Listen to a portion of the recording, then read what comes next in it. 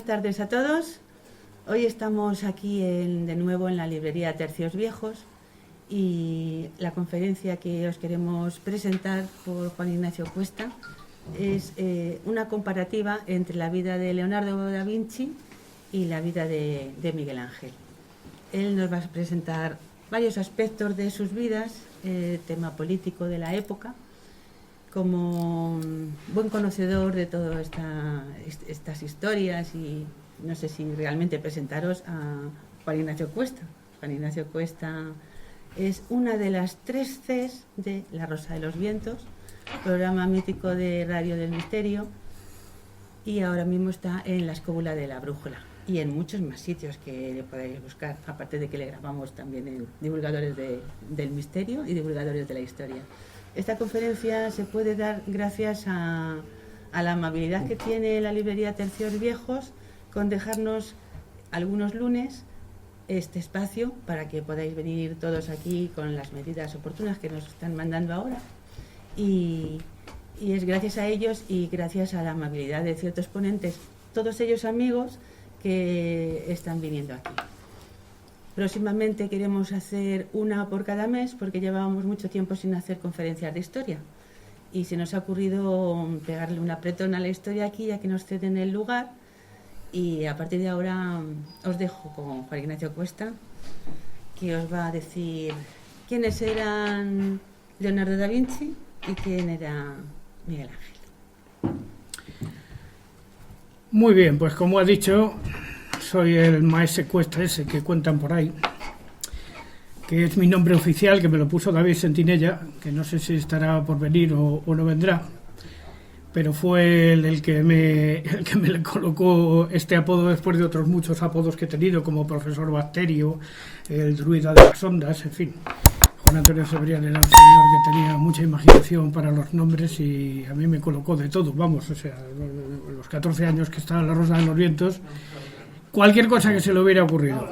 Pero vamos, como yo no he venido a hablar de mí ni de mi libro, voy a hablar de 2 personalidades que yo creo que a estas alturas tratar de poner en contraste a Michelangelo Buonarroti y a Leonardo da Vinci resulta un poco extraño porque ambos personajes creo que son suficientemente conocidos, aunque tengan pequeñas partes oscuras, extrañas, y hayan dado también lugar a mucha tontería que se ha dicho sobre ellos.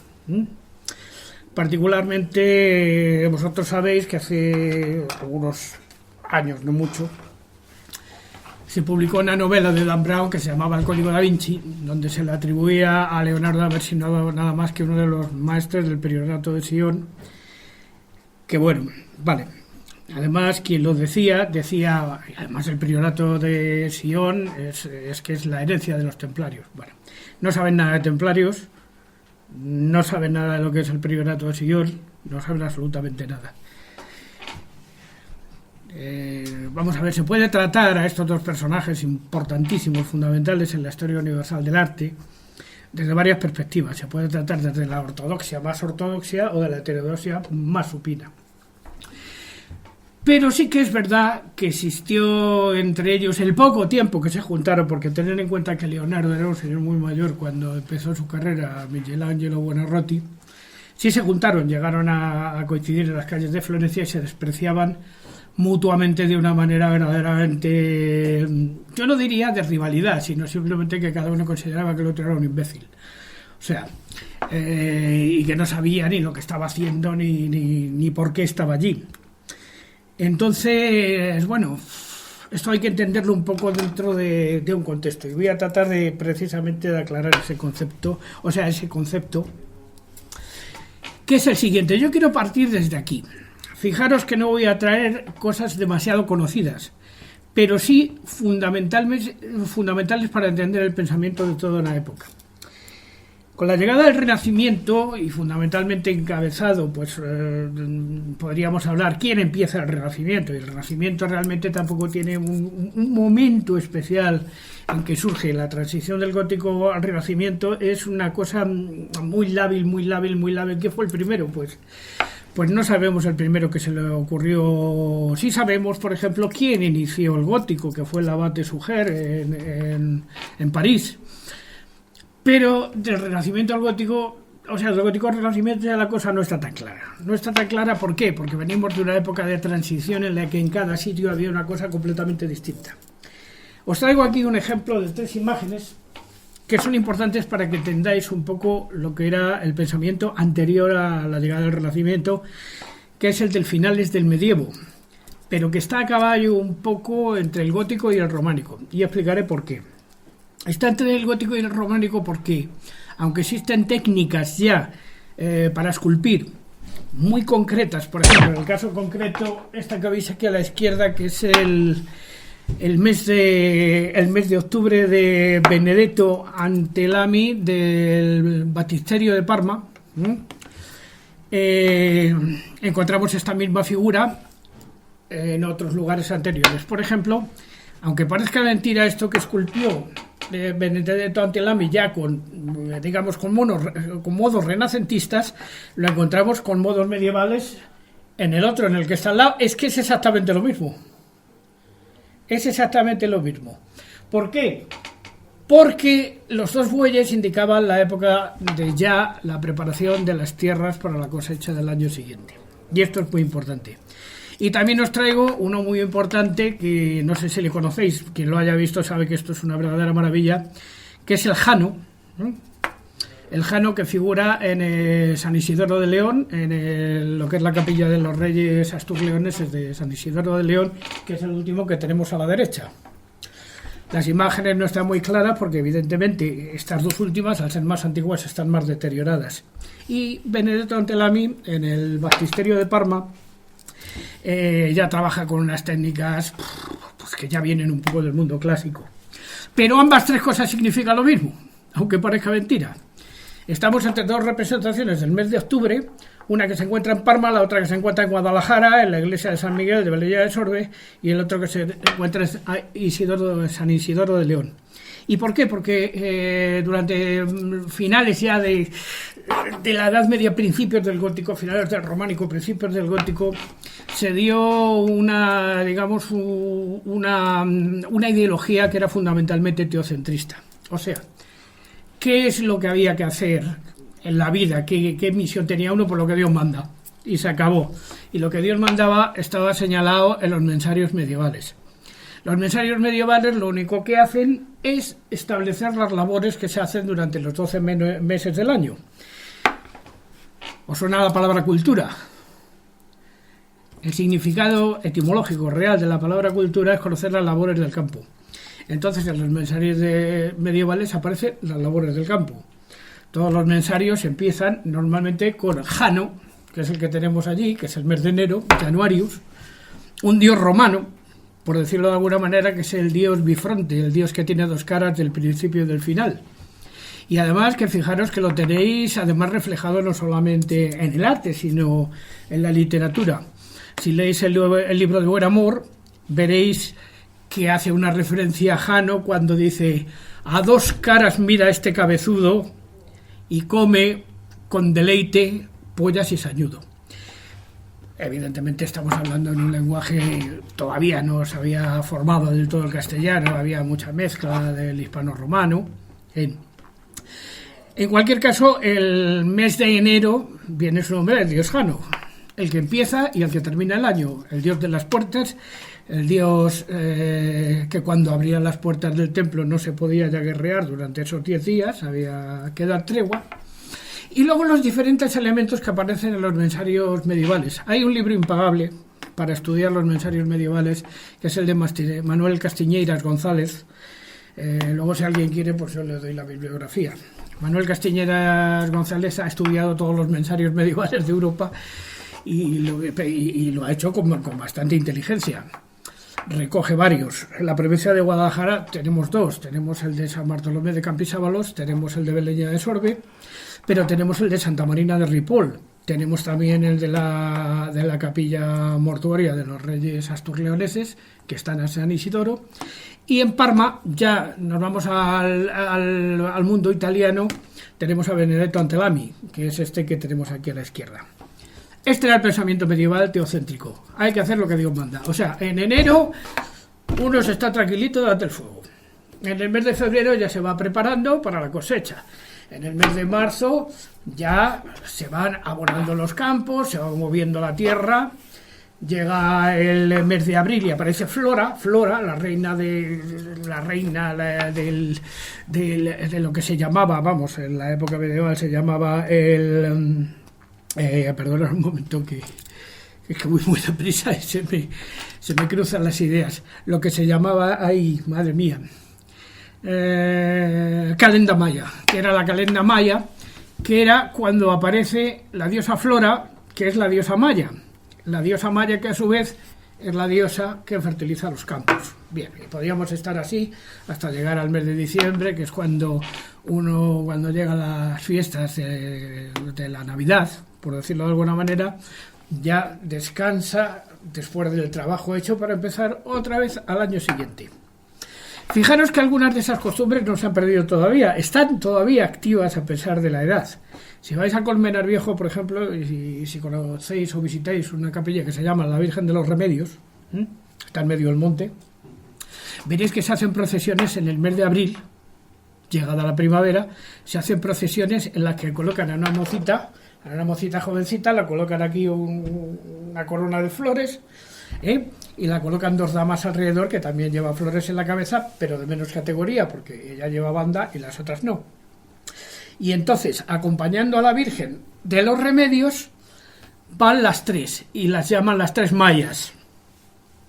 Ni se han molestado a cambiar el nombre romano. Son las tres mayas. Entonces, la fiesta de la maya, también habréis oído hablar de la fiesta de los mayos, que es lo mismo, pero en el equivalente masculino, que es la fiesta del halcón.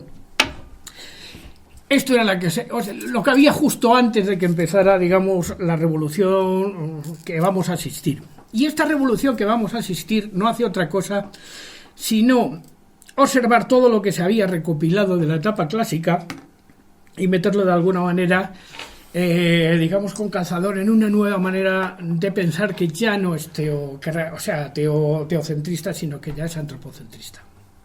El hombre como medida de todas las cosas. Y ahí es donde empieza el Renacimiento. Sea donde sea y donde tocara justamente en ese momento. Pues aquí tenéis otra representación de Jano Bifronte, pero ya no medieval, sino ya renacentista. Una moneda de oro encontrada en los jardines de los museos vaticanos. Y luego una estatua que para mí, personalmente, yo cuando la vi por primera vez, sinceramente pienso que aquí bebieron prácticamente todos los escultores renacentistas, que es la historia de Laocoonte y sus hijos.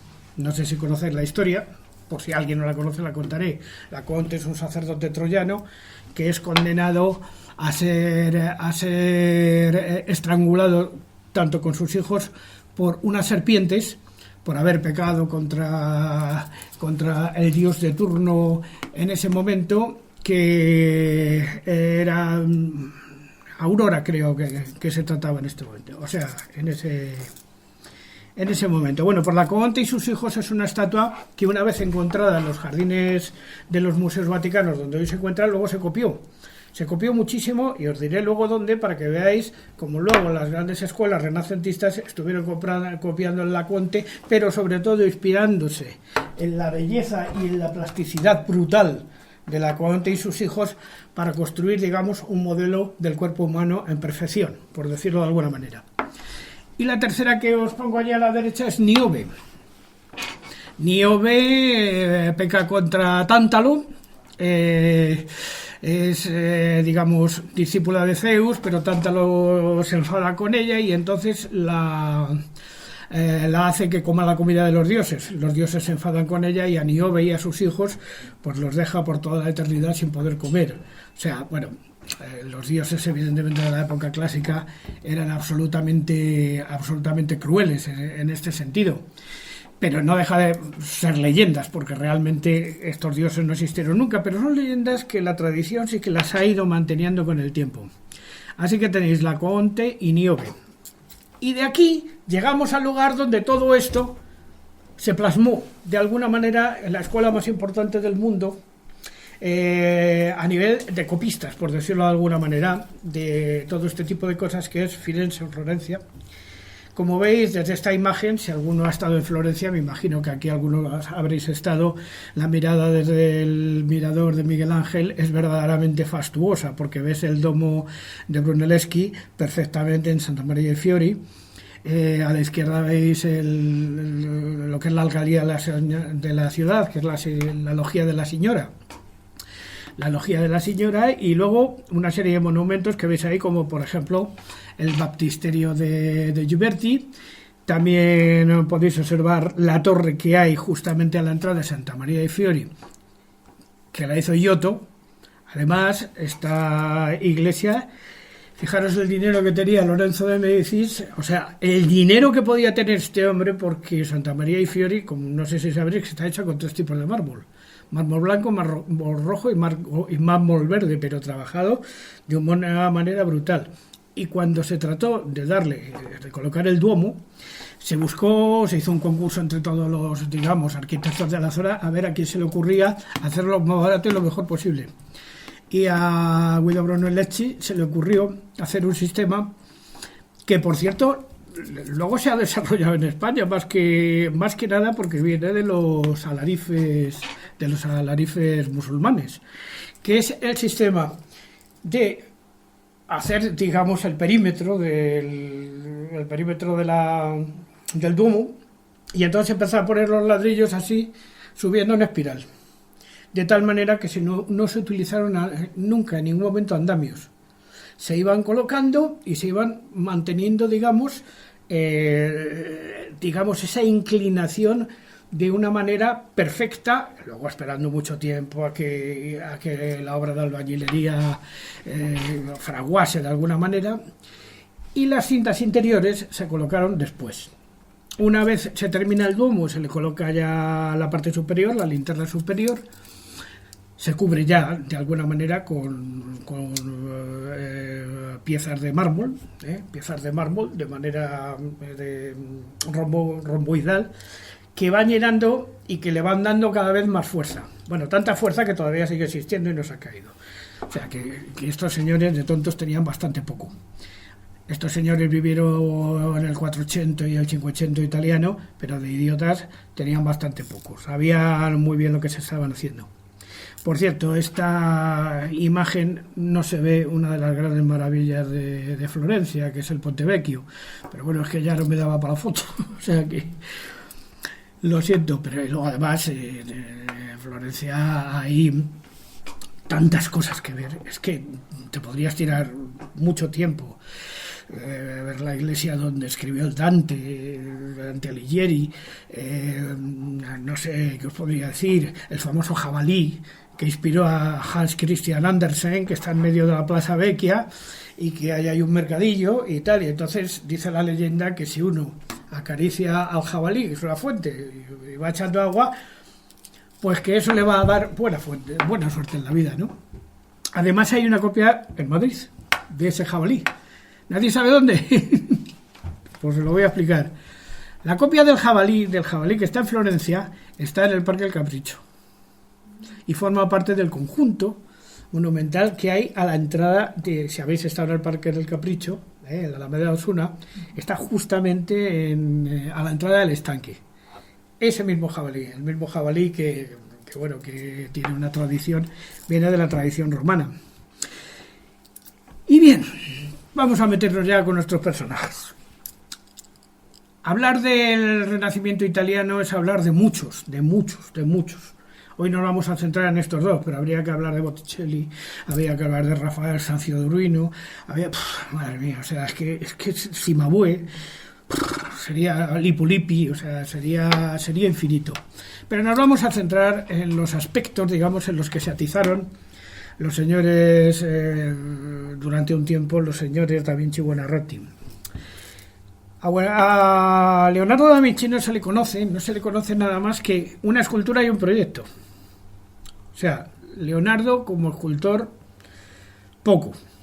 Solamente se descubrió recientemente que esta Madonna con el niño riendo la había hecho Leonardo. Pero es la única que se conoce, la única que se tiene, que tenemos ahora. Pero sí se conoce el boceto del caballo de bronce que iba a fundir para Ludovico el Moro, el condottiero de Milán. ¿Qué pasa? Que él fabricó un modelo de barro muy grande, que luego se habría de pasar a bronce. Pero cuando ya se iba a pasar a bronce, el bronce lo necesitaba para hacer cañones. Así que ya no se llegó a hacer nunca. Y eso era motivo porque Miguel Ángel se burlaba de Da Vinci y decía: no has sido capaz de hacer el caballo que diseñaste, tal y cual. O sea, había una rivalidad de divos, para decirlo de alguna manera, ¿no? Pero sí es verdad que sí tenemos muchos bocetos de ese caballo de bronce que, por cierto, en la posición que le estamos viendo ahora, era absolutamente imposible de hacer. Tiene que venir un señor muchísimos tiempos después que se llama Diego de Silva y Velázquez para darle una solución a ese caballo. Porque Diego de Silva y Velázquez es quien esculpe el caballo ecuestre de Felipe IV. ¿Y cómo lo hace? Pues muy sencillo. Lo hace de una manera... Parece que es una tontería, pero es real. O sea, las patas son sólidas y el resto es hueco. O sea, de hecho, cuando una vez hubo un accidente en el caballo de Felipe IV, se encontraron que estaba todo lleno de esqueletos de pajarillos. ¿Por qué? Porque se le iban metiendo por la boca, ¿no? Iban muriendo dentro, ¿no? Entonces, fijaros, o sea, cómo se conectan las cosas en el tiempo. Velázquez viene muchos años después, pero utiliza los diseños de Da Vinci de alguna manera para dar una solución a lo que es una estatua ecuestre que era imposible de hacer en su momento. Luego, además, si os observáis, la estatua de Felipe IV tiene otra trampa, y es que la cola del caballo está aferrada al pedestal, con lo cual es otro tensor. O sea, que vamos, vuelvo a decir que de tontos estos señores no tenían ningún pelo, ninguno. Bien, hablemos un poco de Da Vinci de juventud. Da Vinci venía de una familia más o menos noble, pero que tenía una parte innoble, por decirlo de alguna manera. Él había sido, su madre, no sabemos si la madre o la criada, una de las dos había sido esclava, de alguna manera, y había sido heredada por la familia como esclava. Entonces el padre, cuando descubre que el niño tiene dotes dotes como dibujante extraordinarias y como pintor, lo manda al taller de Verrocchio. Y con Verrocchio pues pasará algunos años donde hará obras de corte menor, como por ejemplo esta Anunciación, que formaba parte de un panel que era de Lorenzo di Credi, era un panel mucho más grande. Esta es una tesela pequeñita, una pandeleta que se llama, una tesela muy pequeñita. Pero esta imagen, anoche lo estuve viendo, ha servido para que algunos que tienen mucha imaginación se hayan inventado los grandes secretos de Leonardo da Vinci. Y solo lo hacen lo siguiente: lo cogen, hacen una imagen especular, como saben que a Da Vinci le gustaban mucho los espejos, dice hacer una imagen especular, luego la mezclan las dos y sale como una especie de diosa frigia. Bueno, hay que tener mucha imaginación para que ver en una etapa en la que Da Vinci aún no había desarrollado todo su potencial, ver que andaba en esas cosas. Posiblemente después sí, pero desde luego en esa época no. Porque esto además es una copia. Si os fijáis, es una copia de Fra Lippo Lippi descarada. O sea, es una anunciación, pero una anunciación muy de la época, por decir de alguna manera muy de moda, ¿no? Además, si veis, las figuras son algo hieráticas, o sea, aún no han conseguido, digamos, esa capacidad de movimiento que tendrían después, porque Leonardo tiene muchas etapas, ciertamente, y esta etapa, pues estaba aprendiendo, porque no vamos a engañar. Luego aquí traigo una obra muy extraña, muy complicada de entender de Leonardo, porque aquí aquí ya tenemos ya ideas y cosas que nos permiten saber que este señor estaba metido en cosas que ya apuntan a sociedades secretas, a conocimientos secretos, a cosas así. Es el San Jerónimo es muy poco conocido, el San Jerónimo de Leonardo es muy poco conocido. Y si observáis lo que tiene detrás, porque lo más importante de estos cuadros, a lo mejor no es el personaje principal, sino el paisaje en el que se incardinan. Ese cuadro es lo que llamamos una espelunca, que sería fundamental en todas las obras de Leonardo y de muchos de la época. Y que sería copiada después. Fijaros que os pongo aquí en contraste dos cuadros completamente distintos de dos autores completamente distintos. El uno evidentemente es un florentino que la verdad es que la mayor parte de su vida trabajó en Milán y en Francia, pero el de la derecha, que es Joaquín Patinir, este era flamenco. Pero si os dais cuenta y observáis, el motivo es exactamente el mismo y San Jerónimo es exactamente el mismo. ¿Por qué inspiró tanto San Jerónimo en ese momento a todos los artistas de la época, a todos los artistas del Renacimiento? Pues por una sencilla razón. Porque San Jerónimo empieza a tener muchísima fama en Europa a partir del Renacimiento como el gran asceta. Tened en cuenta que Jerónimo es uno de los 4 padres de la Iglesia.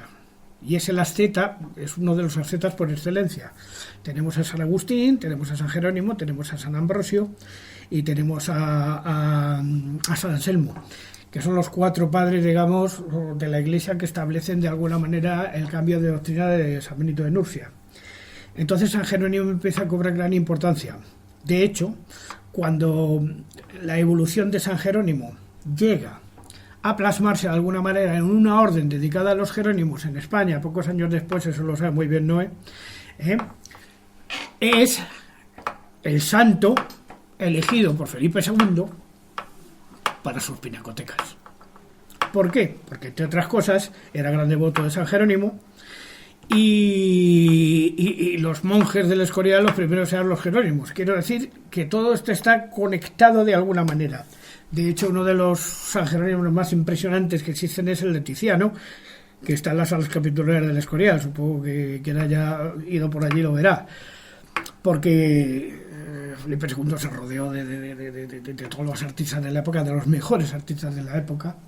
Y hay algunos jerónimos que son verdaderamente enloquecedores. Hasta el Greco pintó un San Jerónimo. O sea, si lo vamos a ver así. Pero para mí es muy importante la figura de Joaquín Patinir. ¿Por qué? Porque él establece por primera vez la importancia del paisaje. Si os dais cuenta, en el cuadro de Joaquín Patinir, si lo veis bien, os dais cuenta que lo que menos importa es el Jerónimo en la Espelunca. Bueno, Espelunca es una caverna, por decirlo de alguna manera. Ahí está San Jerónimo, en la Espelunca, pero lo que importa es el paisaje. ¿Por qué? Porque el paisaje es un símbolo. Es un símbolo de la elevación espiritual. Se considera que San Jerónimo, al estar en su cueva metido sin prácticamente comer todo el santo día rezando y leyendo las escrituras sagradas y estas cosas y tal, había alcanzado un grado de iluminación que algunos podrían decir, bueno, me estás hablando de budismo. Bueno, es que tampoco es tan distinto, Tampoco es tan distinto, si lo vamos a ver.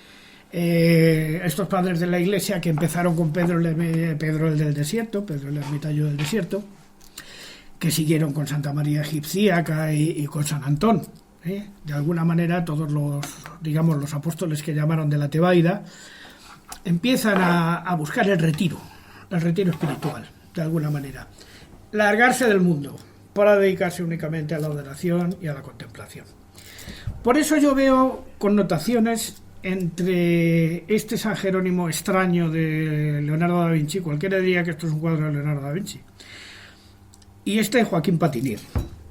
Bien, yo no niego que es mi teoría, pero yo sí veo esa relación. Lo que pasa es que, claro, alguien me puede decir, pues no, vale, pues no, quizá tengas razón.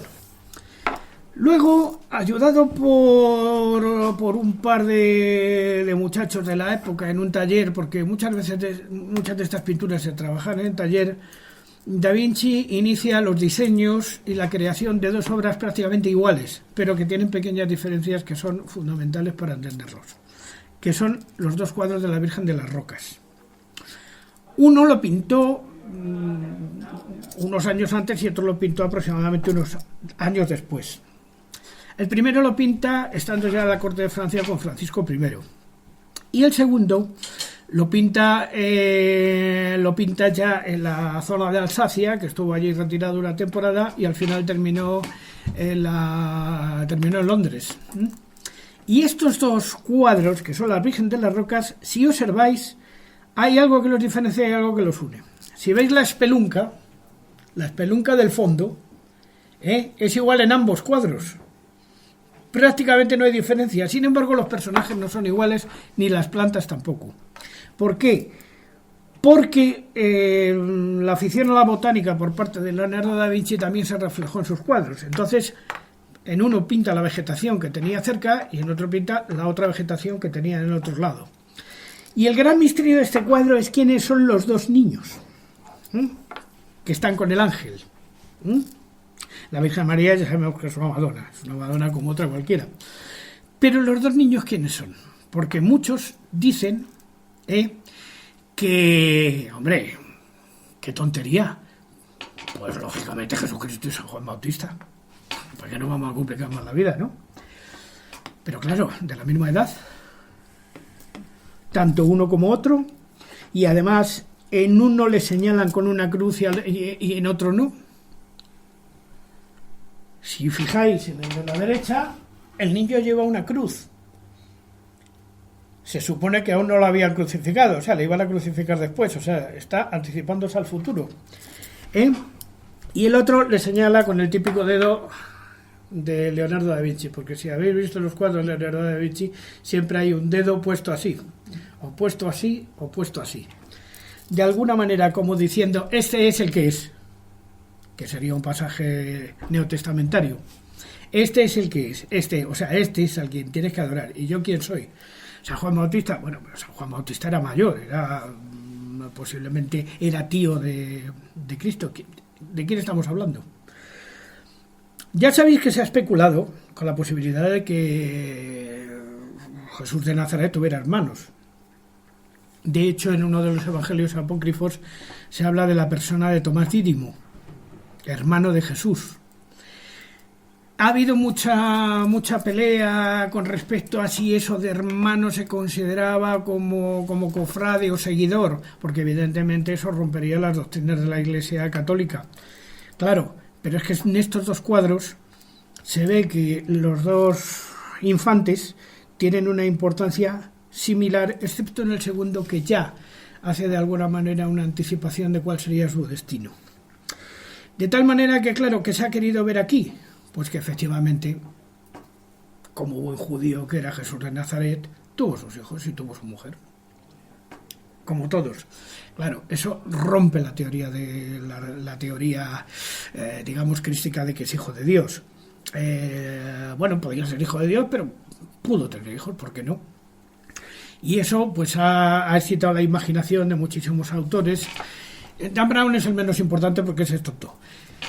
Pero lo único que es una novela de ficción, pero otros anteriores sí que sospechaban que efectivamente existe una conexión directa y un posible matrimonio con María Magdalena que Da Vinci conocía en su día. Y eso ya, claro, se demuestra aquí. Perdón porque se me han traspasado las dos. Bueno, arriba os he puesto el estado en el que se encontraron el cuadro, porque, o sea, quiero decir, el fresco en el que se le encontraron, que estaba deterioradísimo, porque se hizo en Santa María delle Grazie, pero es que el estuco que se había dado en las paredes y tal, en Milán, el estuco que se había dado en las paredes era de bajísima calidad y se fue estropeando con el tiempo y con las humedades, y ha habido que reconstruirlo. Y esta es una de las reconstrucciones, una de las muchas reconstrucciones, pero digamos que es la más canónica. Y observad esa composición piramidal que utiliza Da Vinci para indicarnos de alguna manera que hay un centro en el que hay que fijarse, que es la figura de Jesús de Nazaret. Y claro, la figura de Jesús de Nazaret está en el medio como de dos facciones, donde nos vamos a contar a San Pedro también con el dedo así, qué exactamente qué era lo que le estaba diciendo a San Pedro. Pero sobre todo nos encontramos un personaje que es el último, allí al fondo, el de los pelos, el segundo, que posiblemente sea el autorretrato del propio Da Vinci. Además, dentro de este cuadro que tantísimo ha dado que hablar, existen dos cosas fundamentales, y es que, si observáis, el paño tiene nudos. Observáis los nudos que tiene el paño. Si observáis allí, veréis que está atado con unos nudos el paño, tanto en ese lado como en ese. Y están atados con un nudo porque el nudo era, digamos, el símbolo de alguna manera de la idea que no sabemos cuál era, en la que estaba metido Leonardo da Vinci y a la que dedicó prácticamente su vida. Este cuadro es tremendo. O sea, si vosotros veis las interpretaciones que se ha hecho de este cuadro en los diferentes estudios y las diferentes cosas, se ha dicho de todo. Por ejemplo, el que está a ese lado de Jesucristo se dice que es San Juan, un San Juan femenino y casi con pechos. Unos dicen que fue María Magdalena. ¿Por qué? Porque era la esposa de Jesús y estaba presente el día de la última cena, era una de las santas mujeres. ¿Esto es verdad o es mentira? No lo sabemos, pero lo que sí sabemos es que existe una leyenda según la cual, creo que la conocéis todos, que San José de Arimatea, cuando recoge la sangre de Cristo, digamos, que se obtiene con la lanza de Longinos, el legionario, la introduce en una copa de ónice y se la trae a Europa. Y entonces se instala en la zona de Marsella con María Magdalena, ya Cristo ya ha muerto y resucitado mucho tiempo, y se instala con María Magdalena en una zona de Marsella. Y se dice que está enterrada en San Fermín de la Bama. Y dentro hay dos tumbas: la supuesta tumba de María Magdalena y la supuesta tumba de una hija de María Magdalena, la que llaman la Negra. ¿Quién era la Negra? Era una hija de Jesús, que luego da igual a toda la estirpe que vendría después, porque no sé si sabréis que uno de los personajes históricos que van a entrar, digamos, en todo esto es uno anterior, que es Carlos Martel, que se considera a sí mismo descendiente de Jesucristo a través de los reyes merovingios y a través de Pipino del Eristal y de los señores mayordomos, que también venían de la dinastía merovingia. O sea que todo este jaleo que se tradujo en un libro ya poco prestigioso, que fue El oro de Rennes. El oro de Rennes tuvo, digamos, una réplica en el Enigma Sagrado de Baillen, Leicht y Lincoln unos años después, pero sobre todo tuvo la aparición de un personaje siniestro que se llamó Pierre Plantar de Saint-Clair, que decía ser el último preste del priorato de Sion. Bueno, terminó en la cárcel directamente. Sería muy descendiente de Cristo, pero terminó en la cárcel directamente porque era un auténtico estafador. Pero sí que es cierto que removió la posibilidad de que Cristo hubiera tenido hijos. Y claro, lógicamente, esta es una teoría profundamente heterodoxa, porque solo se figura, o solo figura así, en evangelios apócrifos.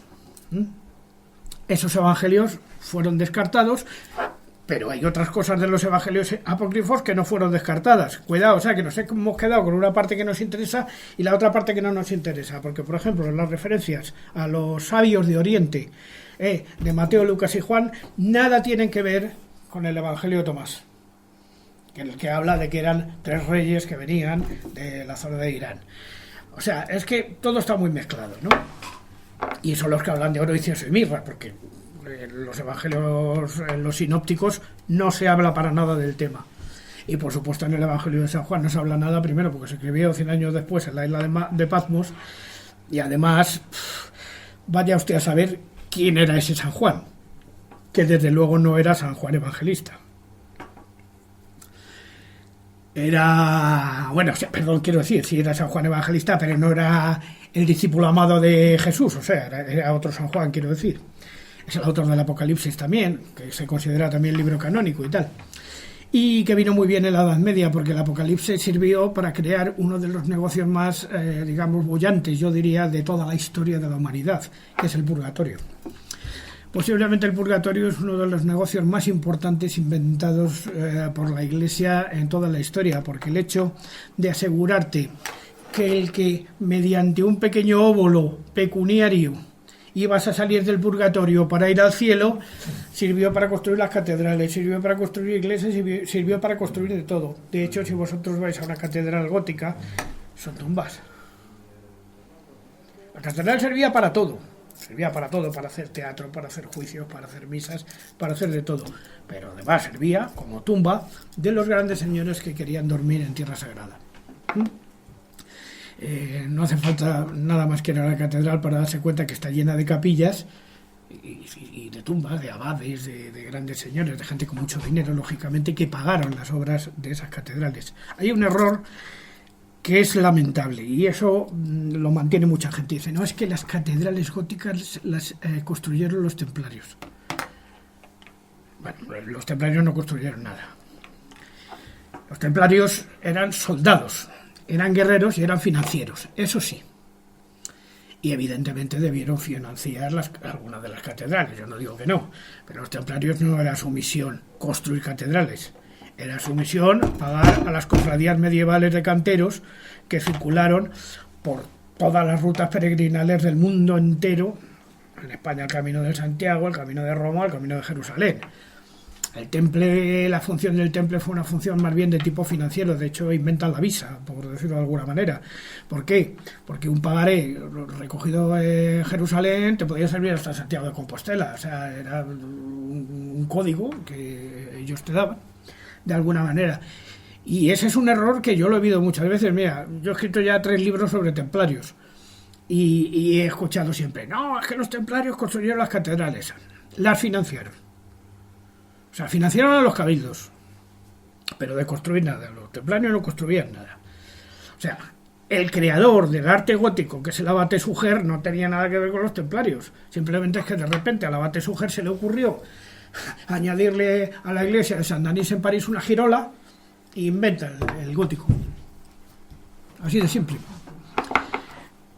¿Por qué? Porque tenía que haber una evolución entre el románico, que es un arte profundamente místico, profundamente pesado, tremendamente, como diría yo, poderoso, como que en España tenéis, bueno, las muestras de románico en España son tantas, bueno, en España y en otros países, pero es que en España es absolutamente tremendo, y además en varias categorías.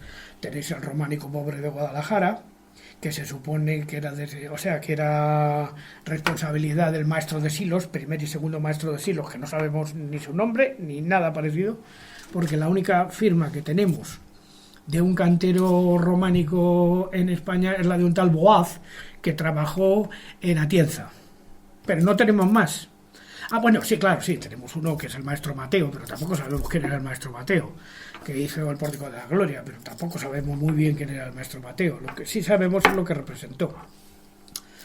Es cierto, pero hay una evolución, evidentemente, en lo que es la catedral gótica, o sea, la catedral románica, como por ejemplo el románico de tipo bizantino, como puede ser la catedral de Zamora, o como por ejemplo la colegiata de Toro, a otro tipo de catedrales mucho más elevadas que ya pertenecen a, digamos, al ámbito gótico, como por ejemplo Burgos, o como por ejemplo la más grande posiblemente del mundo, yo no sé, quizás sea Sevilla, es lo más probable. Tampoco podría decir que sea más grande o más menos grandes que la de Béziers o que la de San Martín de Tours. No lo sé, habría que medirlas, pero desde luego son imponentes. O sea, la de Toledo, por ejemplo, bueno, es una masa tremenda de trabajo, de habilidad, de inteligencia y de muchísimas cosas. Y la catedral, pues, de alguna manera, también está conectada con estos señores que acabaron con las catedrales, señores Da Vinci, señores Michelangelo, Buonarroti, que acabaron con las catedrales para construir otra cosa, que es la que nos introduce en el periodo renacentista. Bien, un inciso, esto vendría después, pero que ya que está aquí lo voy a comentar ahora. Este cuadro que todo el mundo conoce, yo no creo que haya nadie que lo conozca, no sé si os habréis fijado que lo que menos importa es ella, porque para la ubicación de este cuadro lo que hay que fijarse es en el paisaje del final. Fijar, yo os he cogido los 2 paisajes del final. Esto ya me lo hizo notar a mí Carolina Nonel Masjuan, una profesora de historia del arte que tuvo hace muchísimos años, dice, tú fíjate bien en el paisaje. Observa que la parte izquierda de la Gioconda no tiene nada que ver con la parte derecha. O sea, la parte izquierda son aguas someras. Podría ser el lago de Como, por ejemplo. Sin embargo, la parte derecha son aguas agitadas. O sea, que podría ser el mar. ¿Qué trató de decirnos con esto Leonardo? Y sobre todo, ¿qué trató de decirnos con las muchísimas claves que tiene este cuadro? Porque este cuadro, no sé si sabéis, que un tal Silvado Vicenti estudió los ojos de la Gioconda y encontró con que en el ojo derecho había LV, que podría ser Leonardo da Vinci, y en el de la izquierda encontró algo así como CE o 72 o algo así, que tampoco sabemos qué era lo que quería decir. Lo cual le convierte en un cuadro bastante misterioso, pero sobre todo en esa sonrisa inimitable que prácticamente pintó. ¿Quién era la Gioconda? Porque dicen que era la esposa del señor Giocondo, que se llamaba, no recuerdo ahora exactamente el nombre perfecto, pero bueno, que era la señora de este señor. Pero hay quien dice otra cosa. Hay quien dice que era la esclava que crió a Leonardo da Vinci y que por eso la pinta con el atuendo típico de las matronas. Además, observar que no lleva cejas. La Madonna por excelencia, que es la Gioconda, no tiene cejas. Podría ser perfectamente una esclava. Una esclava, digamos, ¿cómo le llamaríamos? ¿Cómo se llama? Una ama lactante, por decirlo de alguna manera, que lo crió. Y que era posiblemente la criada. Pero estas son teorías más o menos descabelladas que todo el mundo puede tener. Lo que sí que es cierto es que este cuadro tardó muchísimos años en hacerse. Y Freud sacó la teoría de que esa sonrisa era la de su madre.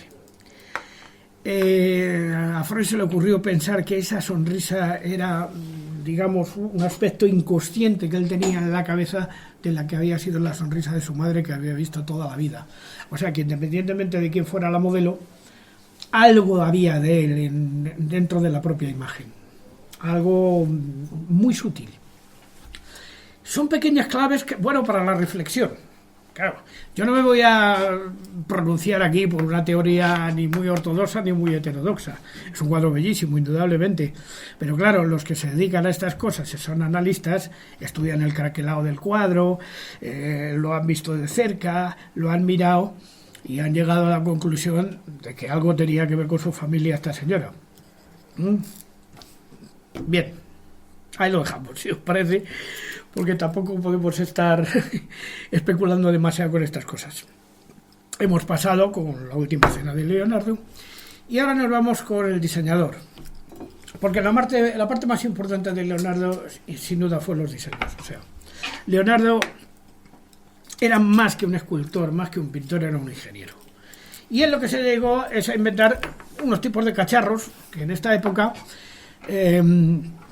los habéis visto en 40.000 sitios, o sea, los habéis visto en 40.000 sitios y muchos no llegaron ni a funcionar siquiera. La famosa hélice de Leonardo, que serviría de paracaídas. El traje de buzo que inventó sí se llegó a probar y creo que llegó a funcionar. Luego estos dos cochecitos y esa especie de tanqueta que lanzaba flechas, pues no se llegaron a construir nunca. Esa es la verdad, porque hay una cosa que determina la vida de Leonardo y es que era inconstante. O sea, diseñaba una cosa pero luego se olvidaba y ya se iba por otra cosa completamente distinta. Y ahí yo creo que figura muy importante la influencia del padre de este señor, que os pongo a la izquierda, que es Girolamo Cardano. Girolamo Cardano es un matemático. Su padre era abogado, era amigo de Leonardo y él era matemático fundamentalmente. Era matemático y además, bueno, iba de teólogo, que eso le costó pasar por las cárceles de la Inquisición, pero vamos, la parte que nos importa es la parte de matemáticas de Cardano, porque es el inventor de la suspensión Cardan, que os estoy poniendo aquí, que precisamente recibe su nombre de Cardano. Y la suspensión Cardan fue lo que permitió que las brújulas, que ya habían sido diseñadas por Leonardo da Vinci, fueran utilizadas posteriormente en los barcos sin temor a que el oleaje modificara el rumbo. A él se le ocurrió esta idea, que es la suspensión Cardan. O sea, la brújula está suspendida de tal manera que pase lo que pase, no se va a mover, siempre va a indicar la aguja y mandar en la dirección correcta, ¿no? Y la suspensión Cardan, aunque parezca mentira, luego influye en la creación de los automóviles modernos, porque también los automóviles modernos llevan lo que se llama la suspensión Cardan. Hablar con cualquier mecánico y os lo explicará. ¿Entiendes? O sea, que ya en esta época no se llegó a hacer grandes cosas, pero ya se apuntaba que se querían hacer. Y si a lo mejor Leonardo hubiera sido más constante, pues a lo mejor es posible que hasta incluso algunos de estos artefactos volaran. Por ejemplo, su hombre pájaro no estaba bien calculado y ya se olvidó. Si lo hubiera calculado un poco mejor, se hubiera volado desde el siglo XV. Lo que pasa es que no lo calculó bien. Tuvieron que llegar los hermanos Wright muchos años después para calcular perfectamente el ángulo de ataque, pero sobre todo porque no había nacido todavía Torricelli. Y el avión es producto fundamentalmente del principio de Torricelli. O sea, ¿qué dice el principio de Torricelli? Que cuando un objeto cruza al aire, si sus curvas son de distinto tamaño, la más larga experimenta una depresión y la más baja experimenta un empuje, que es lo que hace que los aviones vuelen. Pero aún no había nacido Torricelli. O sea, quiero decir que hubo que pasar por un periodo grande hasta que los hermanos Wright pudieron diseñar el primer aeroplano. Como hubo que esperar, pues también, para que hubiera el primer reactor a que pasara la Segunda Guerra Mundial, y entonces un señor que se llama Wernher von Braun, lo cogieran los americanos, se lo llevaran a Estados Unidos y le dijeran, a ver, ¿cuál es el mejor propulsor para un avión? Pues un reactor, pues ya está. Y ya a partir de entonces empezaron a construir los reactores. Que era un nazi, por cierto. Wernher von Braun era un nazi. Lo que pasa es que los americanos le colocaron al frente del proyecto Apolo nada más ni nada menos. Y bien, aquí tenemos otro personaje que también es hijo de todos estos y de toda la tradición que viene desde Leonardo da Vinci, pero que él la llevó ya a terrenos. Este le va a gustar mucho a Noé porque además es de los suyos.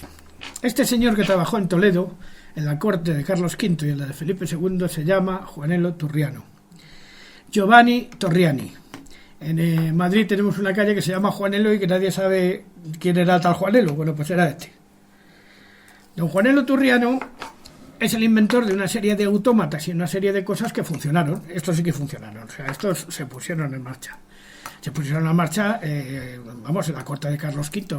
Él se llevó a Juanello Turriano a Yuste y el último año de vida, último año y medio de vida, le enseñó a fabricar relojes, pajaritos que volaban y de todo. Y luego, una vez muerto, como no era muy amigo de Felipe II lo relegó a Toledo, donde le dejó prácticamente empobrecerse, a pesar de que había construido un mecanismo que era capaz de subir el agua desde el Tajo hasta el Alcázar. El artefacto de Juanello, que por cierto, quedan todavía 2 piedras de los Juanelos que están en el Valle de los Caídos según se sube. No sé si lo sabíais. Pues los 2 Juanelos están ahí. Hay una película que se llama La Reina de España, que está rodada justo en los 2 Juanelos. Justamente ahí. Y esos eran los Juanelos que estaban en Toledo, apoyando, digamos, la estructura que subía el agua desde abajo. Todavía no se había inventado la bomba de hélice y bueno, ya una vez se inventa la bomba de hélice, pues aquello ya no tenía sentido. Pero inventa una cosa que es el hombre de palo. Como estaba muy empobrecido porque Felipe II no le pagaba, o sea, la verdad es que no le pagaba, pues se inventó un hombre de palo que iba a pedir limosna por él. No sé si se ha oído hablar del hombre de palo. Cuando vais a Toledo hay una calle que dice el hombre de palo, pues ya la conocéis, ¿no? Luego inventó esto que veis aquí, que es una noria de achique. Es una noria de achique que esta se utilizó profusamente en la época para drenaje y para otro tipo de cosas. Y abajo os traigo un ejemplar de uno de los astrolabios universales que construyó para Carlos V, que es reloj, da las fases de la luna, indica la posición de los planetas, todo. También era para echarle de comer aparte de don Juanello Turriano. Es verdad que murió empobrecido porque no se llevaba nada bien con Felipe II y este no le pagaba, pero es uno de los grandes genios que ha habido en este país y absolutamente desaprovechados. Lo que pasa es que es verdad que en la época de Juan el Iturriano le salió un enemigo de una potencia y de un poder, porque ahora sí que vamos a saber la relación que existe entre Da Vinci y un gran señor español que no fue arquitecto y que se llamó Juan de Herrera, nacido en Valdáliga, en Cantabria. Cuando Felipe II decide hacer la obra del Escorial por orden de su padre, le costó muchísimo, no os hacéis una idea, encontrar el sitio adecuado. Y para eso nos dice Fray José de Sigüenza que convocó una reunión de expertos y tal para averiguar cuál era el sitio más idóneo para poder construir, porque hubiera abundancia de piedra, de aguas y de cosas. Y se le ocurre a esta comisión, cuando llegan a un sitio que se llama la Fuente de Blasco Sancho, decir a Fray Antonio de Villacastín: este es el mejor sitio. Y en ese momento, nos lo cuenta muy bien Fray José de Sigüenza, dice: levantóse un gran viento que lanzóles incluso una viñuela sobre la cara a todos los expedicionarios. Informado el rey de tal cosa por Pedro del Hoyo, su secretario, dijo: exactamente esto, mal y fuerte ha de hacerse este alcázar contra el maligno que yo quiero construir. Así que si él no quiere que lo construya, construyase ahí. Y por eso tiene el Escorial la fama de ser la boca del infierno, no por otra cosa. Exactamente eso es lo que sucedió, y se decidió hacerlo en la Fuente de Blasco Sancho. Y yo, algunos años después, o sea, el 11 de enero de 1952, 5:30 de la tarde, mi madre rompió a guardia en todo el monasterio del Escorial, porque vivía en casa de mi tío Sabas, y me conozco esta historia muy bien, porque es que no nací allí de milagro, pero casi. Quiere decirse que, bueno, es un lugar que me es... Joder, mi cuna, ¿para qué nos vamos a engañar? Así que yo siempre me he sentido un gran gurriato, que es como nos decimos los del Escorial. Y aquí entra Juan de Herrera. ¿Qué relación tiene Juan de Herrera con estos dos señores medievales? Bueno, por una sencilla razón. Primero, el primer arquitecto que elige Felipe II para las obras del Escorial es un señor que había sido discípulo de Leonardo da Vinci, porque alguien le sugirió que, de Miguel Ángel Buonarroti, le sugirió que, como Miguel Ángel Buonarroti había hecho la cúpula de San Pedro, que le vendría muy bien a lo mejor construir algo así y tal. Y Felipe II dijo que tenía una personalidad demasiado acusada, entonces que le mandaran a otro. Y entonces le manda a Juan Bautista de Toledo, que había sido discípulo de Buonarroti. Y Juan Bautista de Toledo levanta las primeras monteas. ¿Sabéis lo que son las monteas? Bueno, las monteas eran unas paredes que se hacían de yeso sobre las que se dibujaban los planos de lo que luego se iba a construir. Las primeras monteas del Escorial, que no tenía la forma que hoy conocemos, porque tenía 15 torres, no como hoy, son de Juan Bautista de Toledo. Pero Juan Bautista de Toledo, a los 7 años de empezar, digamos, a diseñar, no se había empezado todavía a construir, muere en un viaje en el mar. Y Felipe II, ¿y a quién pongo yo? Entonces llamaron a Luca Paciotto. Luca Paciotto vino y dijo: bueno, cico, esto es muy complicado. Llamaron a Baltasar Monegro, que también en aquella época era junto a Felipe II, y dijo: Majestad, hay que buscar a alguien que sea un buen matemático. Pues está buscando en la parte equivocada. Su excelencia lo que tiene que buscar es uno que sea un buen matemático, que sepa calcular. Y se encontró un matemático cántabro que se llamó Juan de Herrera, que nunca fue arquitecto del Escorial hasta los últimos años de su vida. Él era el aposentador real, cuidado. Y es el autor de un tratado que se llama Tratado de la Figura Cúbica, que es en el que se basa toda la construcción del monasterio del Escorial, que ya recibe su plano definitivo entre 3 que se conchavaron para hacerlo: el propio rey, Fray Antonio de Villacastín y Juan de Herrera. Pero tenían un consejero muy importante en ese momento, que era Benito Arias Montano, al que se le encargó hacer la biblioteca, pero claro, se contó con él porque él era hebraísta. ¿Y por qué? Porque en el fondo Felipe II lo que quería hacer un segundo templo de Jerusalén.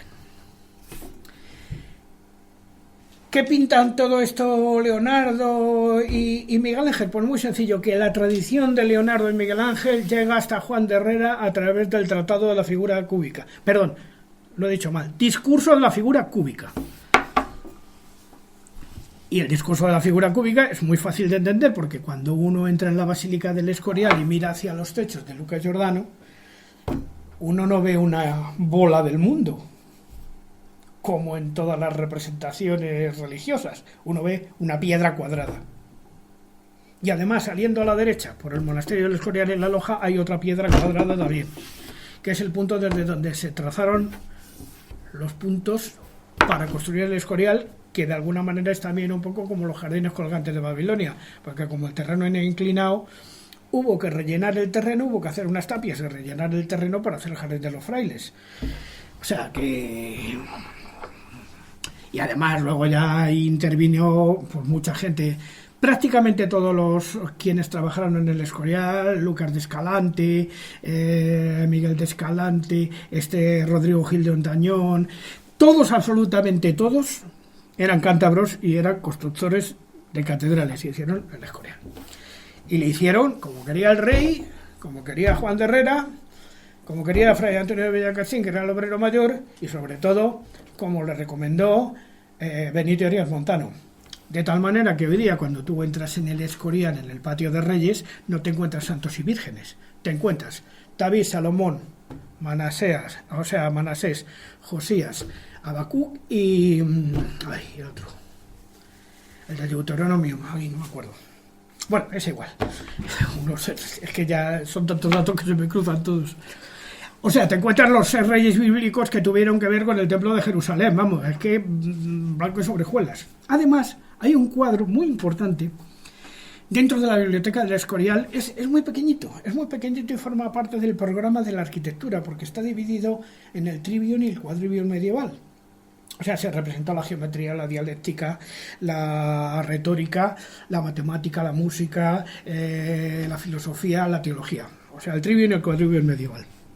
Bueno, pues en la parte de la arquitectura nos encontramos al rey Salomón discutiendo con la reina de Saba. Y en el mantel de la mesa figura una leyenda en hebreo, en una época en que hablar en hebreo te podía costar que te tostasen.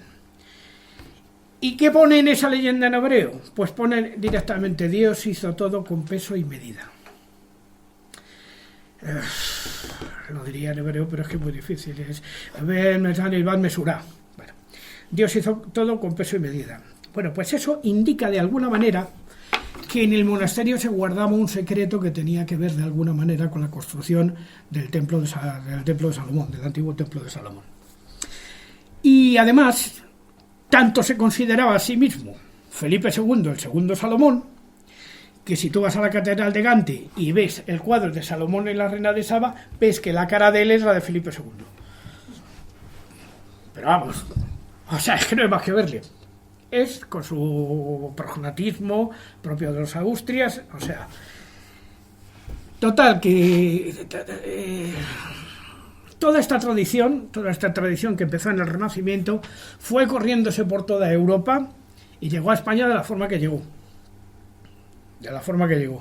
Felipe II no tenía por qué haber construido el monasterio del Escorial si no hubiera sido por orden de su padre, y porque él lo que quería era construir una tumba para su familia, fundamentalmente atendida siempre por 50 monjes. Y aquí viene uno de los grandes secretos del Escorial, y es que Fray Antonio de Bellacarcín le dijo: señor, con 50 monjes vuestros antepasados no van a estar bien atendidos.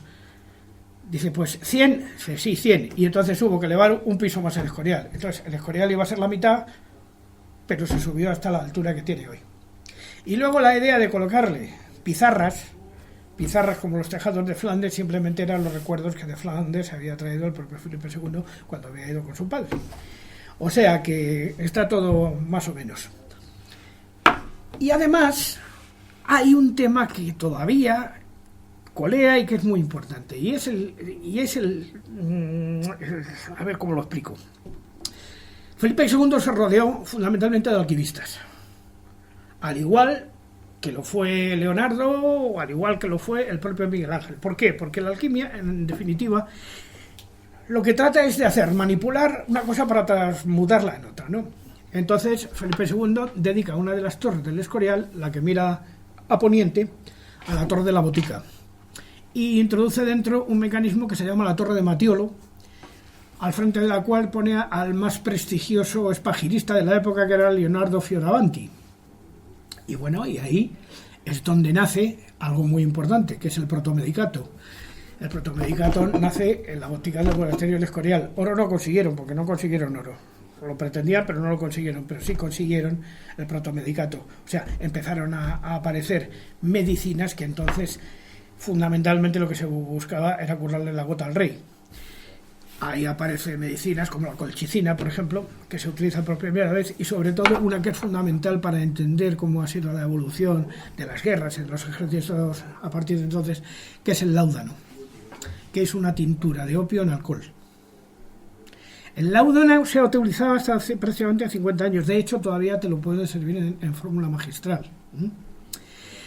Es un antiálgico potentísimo, tremendamente potente, pero también es muy adictivo.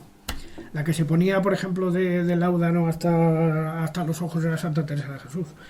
Y bueno, claro, igual alucinaba y tenía distintas visiones. Bien, sigamos con Leonardo, que nos hemos venido ya hasta Juan de Herrera. Leonardo, además, no solamente diseñó bicharracos, sino que diseñó instrumentos de música. Esto que veis aquí son 4 instrumentos de música diseñados por Leonardo da Vinci y reconstruidos por un señor que se llama Joaquín Saura. El que tenéis abajo es un órgano de agua. Y si veis, el fondo es el fondo de la Virgen de las Rocas. El que está arriba es un órgano de papel. Es el famoso órgano de papel de Leonardo da Vinci. Esta de la izquierda es un carrillón, un tipo de carrillón que diseñó que funcionaba con martinetes. Y esa de arriba a la izquierda, que es como una especie de zanfoña medieval, tiene el mismo principio que la zanfoña medieval, pero tiene otro tipo de teclas, ¿no? Eran más bien botones y tal. Porque Leonardo también fue músico. Y qué decir ya para terminar de alguna manera de Miguel Ángel Buonarroti, aparte de que tuvo de protector a este señor que veis ahí, que es Leonardo de Medici. Que hace uno de los grupos escultóricos más importantes del mundo, que es la Pietà. Los tondos que hizo muchos durante su vida, porque se le daba muy bien hacer estas cosas. Realmente él era un escultor, no era un pintor. Sin embargo, cuando le dio por ser pintor, pintó unos tondos como este de aquí, que fueron la admiración de su tiempo y que luego inspiraron a todos los pintores que vinieron después. O sea, los tondos de Leonardo son de una belleza. Ese azul, obtenido con zafiro, es brutal. O sea, yo cuando estuve en los Uffizi y lo vi, me quedé así y no me podía ni mover. No, eso está en los Uffizi.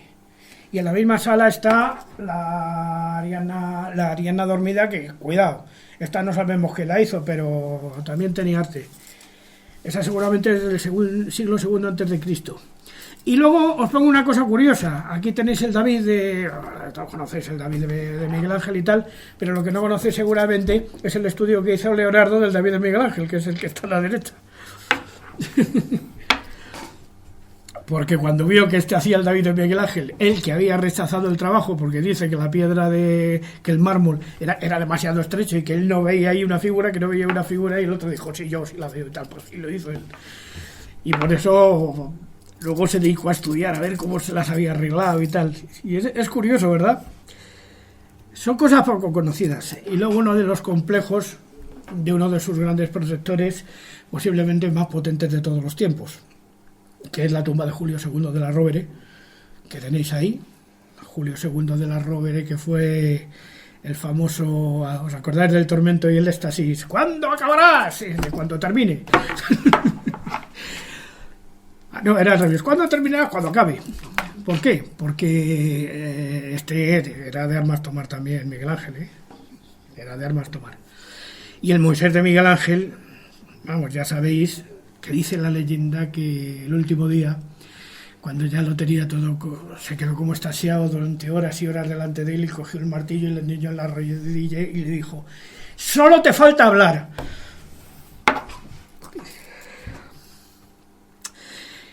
Por supuesto, una de las grandes obras de Miguel Ángel Buonarroti que vamos a decir, este es el Juicio Final. Este ya lo hizo con Clemente VII. Ya había muerto Julio II de la Rovere, porque con Julio II de la Rovere el que pinta es el primer panel, que luego hubo que suspenderlo porque los Medici cayeron de desgracia durante un tiempo y luego tuvieron que volver. Y es donde vemos una de las obras más inspiradoras, más magníficas, más extraordinarias y más misteriosas de la historia de la pintura, que es cómo concibió Miguel Ángel la creación. Dice que se inspiró en una nube, unas formas, una pareidolia con una nube. ¿Quién sabe? Lo que sí que es cierto es que le salió, pero muy bien. Otra gente dicen que Dios ahí está como metido en un cerebro, como dándole la inteligencia a Adán. No lo podemos saber, porque él no lo dejó escrito y por lo tanto es especulación. Y luego una parte muy importante que a mí me parece absolutamente fascinante de la figura de Michelangelo Buonarroti es la afición que le tenía a las sibilas de la época clásica. Aquí pone 3, la délfica, la de Cumas y la erigia. Bueno, egeria, perdón. Estas 3 sibilas, sabéis que en la época clásica se dedicaban a contarle a la gente cuál era su futuro o cuál era su porvenir. ¿Ha visto alguien la serie Yo Claudio? Pues si algún día veis la serie Yo Claudio que hizo Derek Jacobi sobre los emperadores romanos, veréis que él va a consultar a la Sibila de Delfos y la Sibila de Delfos le da el pronóstico de cómo él iba a ser emperador. O sea, bueno, es una cosa realmente muy curiosa de estudiar. Y por último, pues ya vamos a terminar porque esto si no se va a hacer muy largo. Y madre mía, sí que son las tantas ya. Miguel Ángel es el autor de esta cúpula.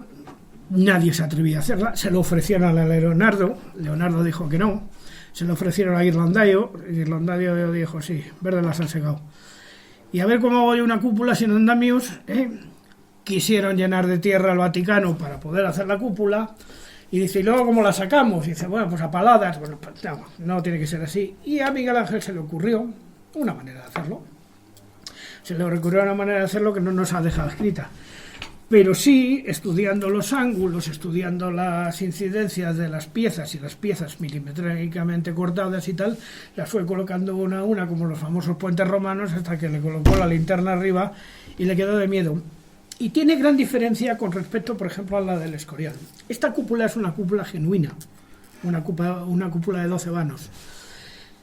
El Escorial no quiso Felipe II que fuera como el Vaticano, no quiso que se pareciera al Vaticano. Entonces, en el Escorial lo que hace es poner el cimborrio, que lo que es un tambor de 8 vanos nada más. ¿Por qué?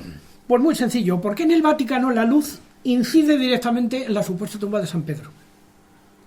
Pero en el Escorial, Felipe II no quería que la luz incidiera en la tumba, o sea, incidiera sobre el altar mayor. Quería que incidiera en él, que era donde se arrodillaba para rezar, debajo del altar mayor. Y entonces construyó ese cimborrio de tal manera que al atardecer ese cono de luz que se forma, el poder estar allí haciendo sus meditaciones. Ya sabéis que, por cierto, Felipe II se hizo construir la habitación al lado del altar mayor para poder asistir a misa desde la cama cuando le daba los ataques de gota. En fin, como veréis, he tratado de poner un poquito en relación todo esto porque todo está relacionado. Todo está muy relacionado, muy relacionado. De hecho, podríamos llegar, si seguimos, ya es que ya no conviene enrollarse demasiado, podríamos llegar hasta Juan de Churriguera, claro, ya estaríamos en el siglo XVIII. Pero todos, absolutamente todos, se fueron copiando unos a otros y dando soluciones. Una de las soluciones, por ejemplo, que se da en el Vaticano y que se da en el Escorial también, es la bóveda plana. La bóveda plana, que nadie sabe exactamente cómo la concibieron, es capaz de soportar muchas toneladas de peso, porque tiene encima, por ejemplo, en el caso del Escorial, tiene un facistol que pesa por lo menos 5 o 6 mil kilos. y en el caso del Vaticano pues sujeta una araña de considerable tamaño. Aparte de que luego las columnas salomónicas y tal que se hicieron para el Vaticano llevaron un trabajo primoroso de mármol de Carrara, de mármol por aquí. Y hubo una parte muy importante que no lo sabe la gente, pero lo voy a contar. Una gran parte de la obra del Vaticano se hizo con mármol de Macael, de Almería. ¿Por qué? Porque es el mármol de más calidad que había en ese momento en Europa. Entonces se cortaban las piezas, tal y como mandaba el aparejador en ese momento, que era el aparejador el que se encargaba de eso, y se llevaron a Roma. Tener en cuenta que en aquella época había una cercanía muy grande entre Roma y España, porque Sicilia y Nápoles eran España. Supongo que lo sabéis.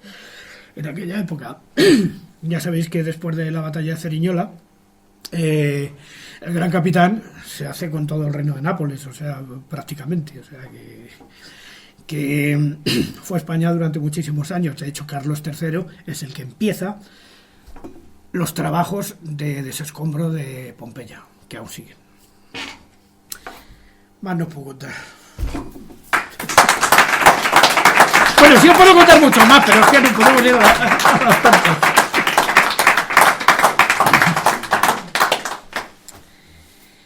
En fin, ¿y vosotros qué opináis de todo esto? ¿Estos señores eran genios, adelantados a su época, o qué eran exactamente? Mira, veo que tienes, por ejemplo, detrás al duque de Alba, don Fernando Álvarez de Toledo, un personaje importante de la historia de España. Era gente de otro tiempo. Era gente de otro tiempo. Era gente humanista, era pues gente... Hombre, el humanismo fundamentalmente entra en Europa de la mano de Erasmo de Rotterdam, ciertamente, que sabes que fue de alguna manera profesor en algún momento de Felipe II. Lo que pasa es que Erasmo, como estaba a caballo entre el cristianismo y el protestantismo y tal, pues nunca fue bien aceptado en la corte. Pero vamos, lo de Arias Montano, no me digas, si Arias Montano, si no por Felipe II lo hubiera quemado la Inquisición, si era hebraísta, conocía todos los dialectos hebreos, conocía de todo, sabía perfectamente leer los papiros, el Talmud, bueno, una cosa absolutamente espectacular. Y le encarga la biblioteca. También le dice al Bosco que le pinte... No, pero eso no fue así, no se lo dijo al Bosco, no, simplemente mandó a Benito Arias Montano a Amberes a hacer la Biblia política de Amberes con Plantina, efectivamente, y es cuando le manda que busque los cuadros del Bosco porque ya sabía de su existencia y que compre todos. Pero lo que quiero decir, todos los que pueda. Sin embargo, en cuanto muere, lo primero que hacen es quemarle porque era un hereje según la ortodoxia. O sea, no nos engañemos. Felipe II sería el gran rey cristianísimo, pero era un gran estudioso de todo lo que había en el mundo. Hombre, era bastante nigromante, sí. Le encantaba la ciencia, le encantaba la religión, le encantaba el conocimiento, le gustaba todo. O sea, le gustaba ser una persona que conocer el mundo. Es más, los papeles de Felipe II, no había nada que no escribiera en un billete. Los tenía de los billetes hasta el gorro a todos. Dígame. Sí, yo dos cosas simplemente. La primera es hacer una pequeña puntualización sobre la leyenda de María Magdalena, que efectivamente pues se dice que desembarcó en una localidad francesa, Les Baris-sur-la-Mer. Sí, efectivamente.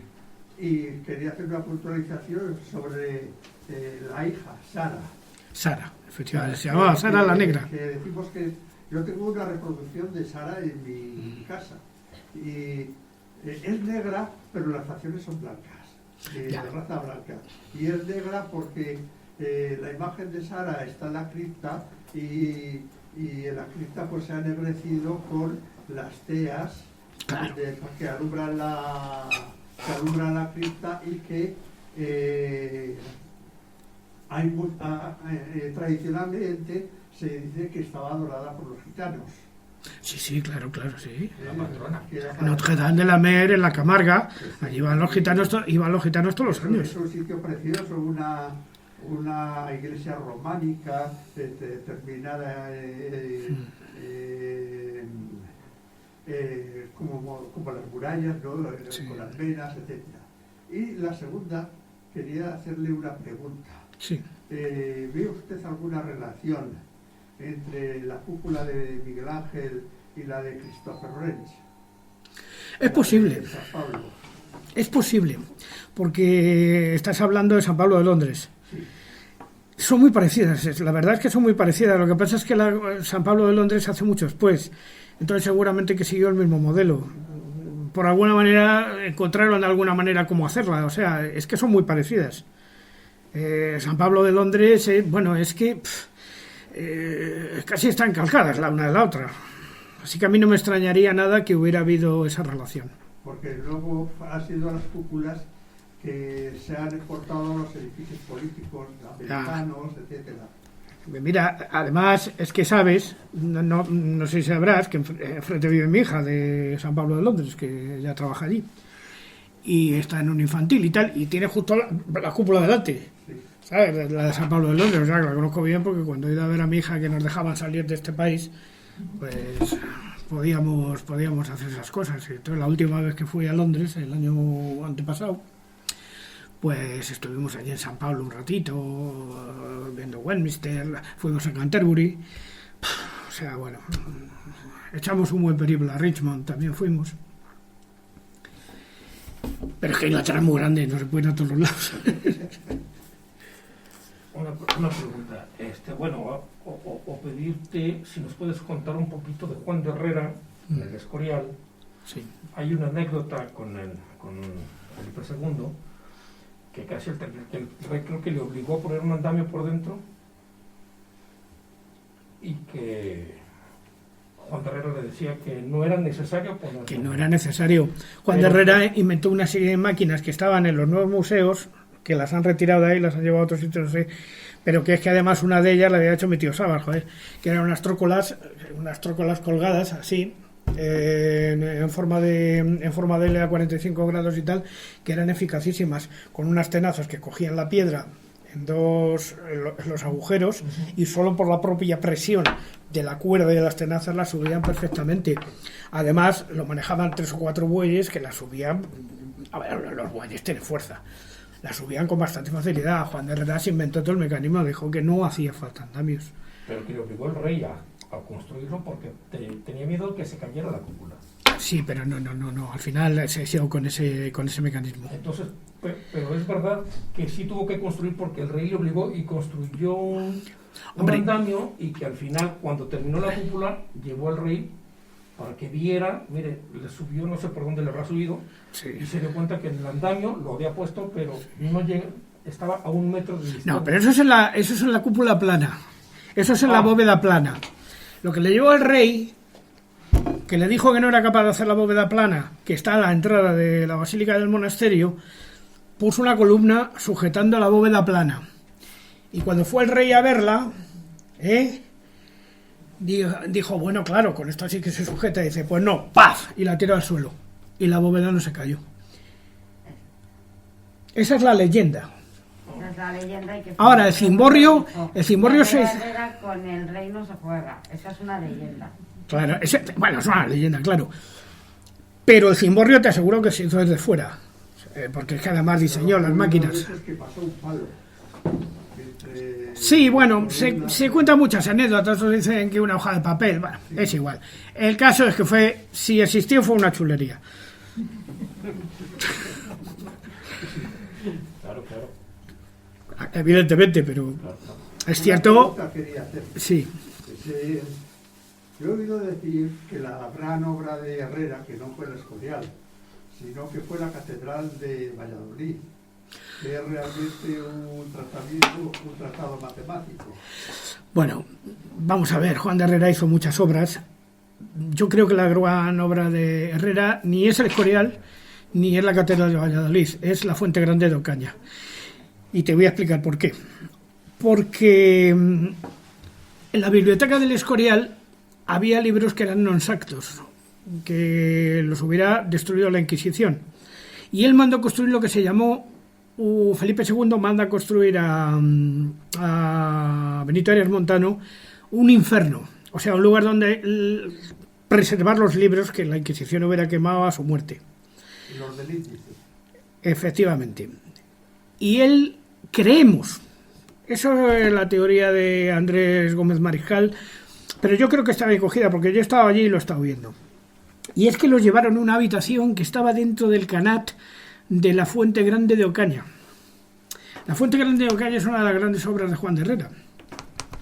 Aprovechó un canat musulmán muy antiguo que lleva el agua por dos vías. Por una lleva el agua más alcalina y por la otra el agua de beber. Pero eso se mete kilómetros, o sea, se mete muchísimo en lo que es la meseta de Ocaña. Y se cree, es la teoría de Andrés Vázquez Mariscal, que ahí es donde metieron todos esos libros.